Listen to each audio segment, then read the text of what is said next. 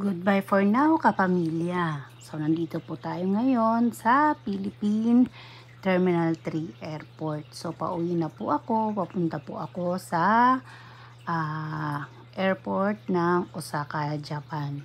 So, mamimiss ko ang aking mga kapamilya dito sa Pilipinas.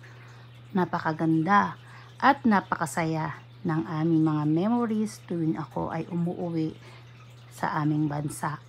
So, bago ako mag-goodbye, ipapakita ko muna sa inyo ang napakagandang tanawin dito sa labas ng Philippine Airport.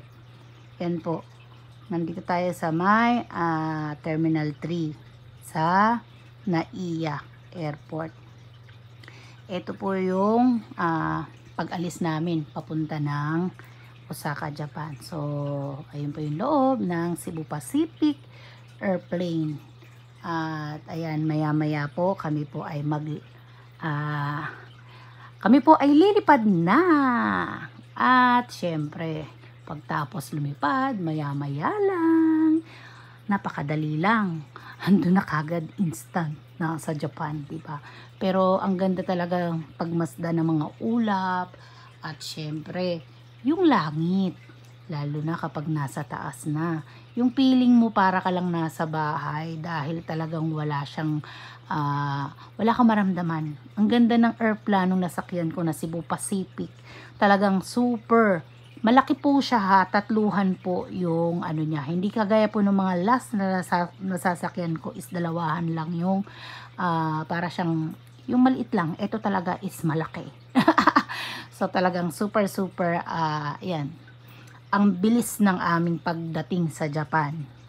In just 3 hours and a half lang yata, nandiyan na kami. Nag-flight kami ng 1:30. 1, 2, 3, 4. Mga 3 hours and a half lang. Ayan. Nag-arrival na kami at bumaba na kami sa airport ng Kansai Kuko. So, napakabilis. Ayan na po ang mga stop. At papunta na tayo for exit, no? Papunta na tayo dun sa ating bagahe. At syempre, pagtapos nating makuha yung ating mga gamit, tutuloy naman ako sa Yamato para ipadala yung aking dalawang maleta. Dahil ako po ay sasakay lang ng Harukas pauwi sa aming bahay. Dahil wala pong susundo sa akin at may mga trabaho sila. Ganun lang po ang ginagawa ko tuwing ako ay umuwi. No? Pagka nandyan na yung aking mga pinadala, safe na yung aking pagsakay sa Haruka dahil bag na lang ang aking bitbit. Yun lang po. Thank you for watching. Bye!